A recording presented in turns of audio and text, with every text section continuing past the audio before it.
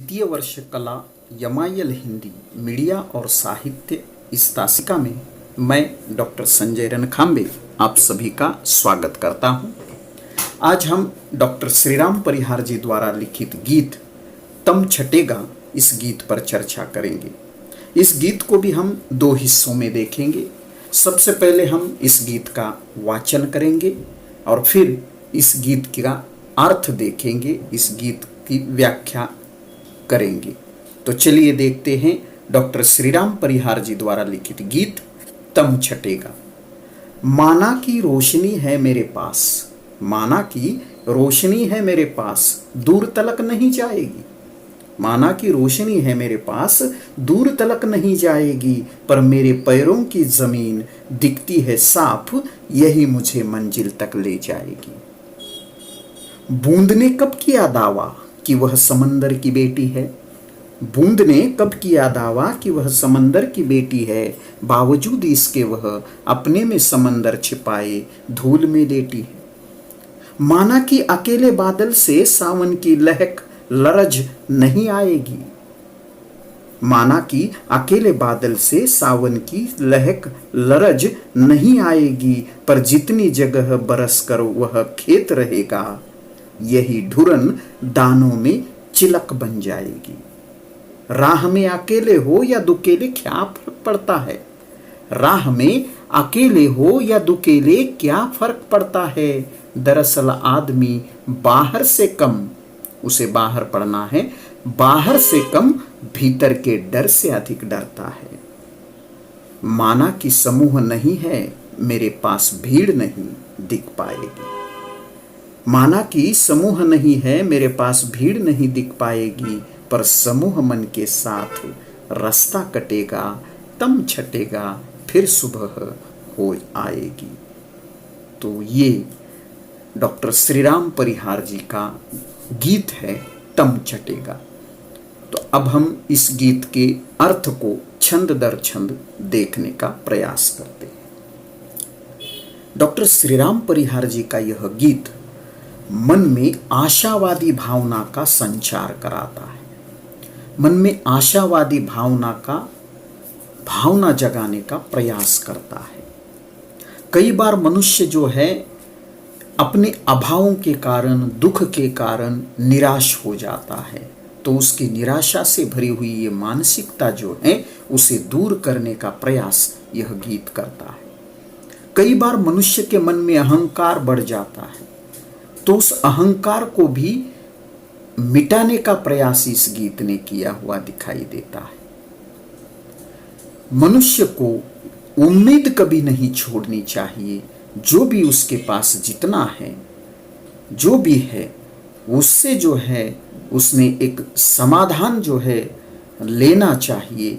एक उस वस्तु हो, चीज हो, किसी भी चीज के अभाव के बारे में अधिक न सोचते हुए उससे और अधिक क्या कर सकता है इसके बारे में सोचना चाहिए। इसे यह गीत एक तरह से संदेश देने का प्रयास करता है। कई बार मनुष्य जो है अपने अंदर के डर से अधिक डरता है, बाहर के डर से वह नहीं डरता है। तो मनुष्य के मन में ये जो छिपा हुआ डर है उसे भी मिटाने का प्रयास इस गीत के माध्यम से किया गया है। मनुष्य समाजशील प्राणी है, लेकिन कई बार समाज से वह कट जाता है, उसके पीछे भीड़ नहीं होती है, समूह नहीं होता है। तो ऐसे में भी उसे डरना नहीं चाहिए, बल्कि समूह मन के साथ अगर उसके मन में समाज कल्याण की भावना है तो समाज कल्याण की भावना के साथ भी वह अपने जीवन का सफर अकेले भी क्यों ना हो बहुत अच्छी तरह से काट सकता है।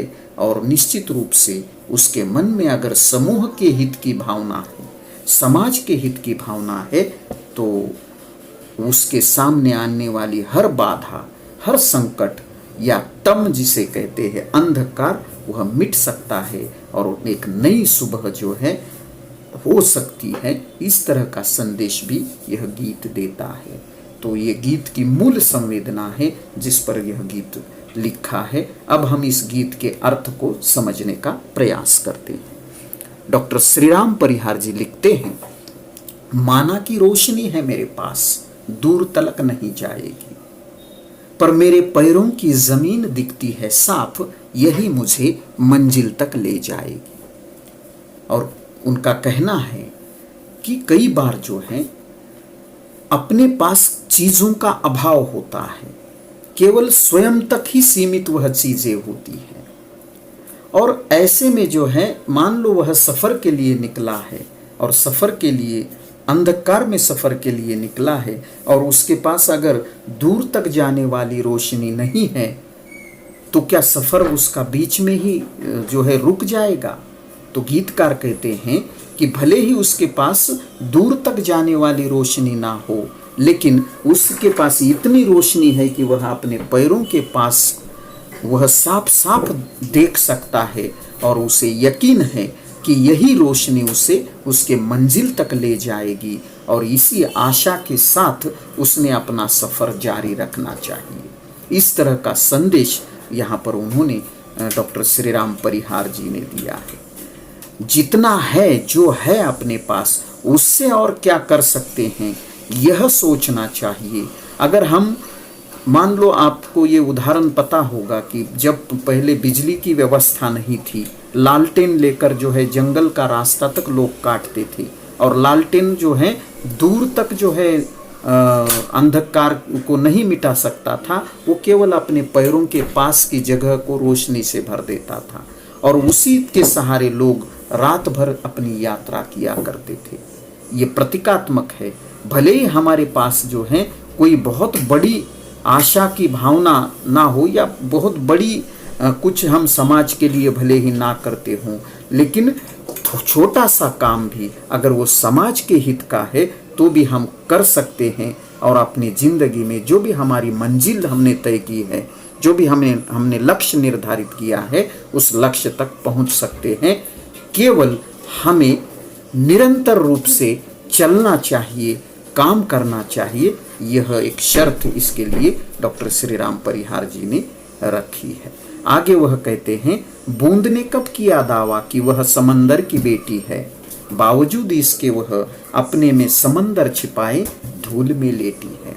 और कई बार मनुष्य के मन में अहंकार जो है पनपता है, अहंकार बढ़ जाता है, धन का अहंकार हो सकता है। हर एक चीज़ जब हमारे पास हद से ज़्यादा बढ़ जाती है तो उस चीज़ का अहंकार हम में आ जाता है। मतलब किसी के पास बहुत सारे पैसे हैं तो वो पैसों का अहंकार जो है रखता है। किसके पास बहुत अच्छा शरीर है, पहलवान है वो, तो अपने मसल पावर या अपनी शरीर की ताकत का उस पर अहंकार हो सकता है। तो ये अहंकार से बचना चाहिए। बूंद और समंदर में क्या अंतर है? दोनों में वही तत्व समाये हुए हैं। समंदर का पानी और समंदर की एक बूंद, दोनों भी जो है एक ही है, और यही कारण है कि गीतकार ने समंदर की बेटी बूंद को कहा है। बूंद कौन है? तो बूंद समंदर की बेटी है, ऐसा उन्होंने जो है यहाँ कल्पना की है। तो इसलिए वह कहते हैं कि बूंद कभी भी यह दावा नहीं करती कि वह समंदर की बेटी है, लेकिन फिर भी वह अपने अंदर समुंदर छिपाकर, अपने अंदर समंदर छिपाकर धूल में भी लेट जाती है। बारिश की बूंदें धूल में जो है गिरती है और उस जमीन को, उस धरती को जो है गीली कर देती है, उसे उर्वर बना देती है, उसे सुपिक जिसे हम कहते हैं, उसे हिंदी में उर्वर कहते हैं, बना देती है। उसमें ये अहंकार नहीं है बूंद में कि वो समंदर की बेटी है तो समंदर में ही गिरेगी, लेकिन वो धूल में भी गिरती है और वहाँ भी संपन्नता से उसे भर देती है। तो मनुष्य ने ये अहंकार नहीं करना चाहिए कि वह बहुत बड़ा है। उसका सही मायने में बड़प्पन कौन सा है? तो उसमें निम्न स्तर पर, सामान्य स्तर पर लोगों के बीच जाने की जिस व्यक्ति में काबिलियत हो, जिस व्यक्ति में भावना हो, वही व्यक्ति बड़ा हो सकता है। तीसरे छंद में वह कहते हैं, माना कि अकेले बादल से सावन की लहक लरज नहीं आएगी, पर जितनी जगह बरस कर वह खेत रहेगा, यही ढुरन दानों में चिलक बन जाएगी। और वह कहते हैं कि सावन की बरसात में, सावन की जो बरसात होती है वह सारी धरती को बिल्कुल हरा भरा कर देती है, सारी धरती को पानी से भर देती है, सारी धरती की प्यास बुझा देती है। लेकिन अकेला बादल कितना भी बरसने पर वह किसी सीमित जगह पर ही उस धरती को जो है गीला कर सकता है, उस धरती की प्यास बुझा सकता है। भले ही सावन की लहक का अर्थ होता है आग की लपट। सावन जिस तरह से धरती की प्यास बुझाने की ताकत रखता है, उस तरह की ताकत अकेले बादल में भले ही ना हो, लेकिन वह जितनी जगह पर बरसेगा, जिस खेत को वह जो है अपने पानी से भर देगा, उस खेत में जब वह रिसेगा, उस खेत की धरती को वह जब गीला करेगा और धरती के उस मिट्टी को जो है वह अपनी बूंद से जो है सराबोर करेगा, बूंद से भर देगा, तो ऐसे समय में जब भी उस धरती से फसल आएगी, फसल के दाने उगेंगे और उन दानों में भी जो चमक होगी वो निश्चित रूप से उस अकेले बादल की होगी।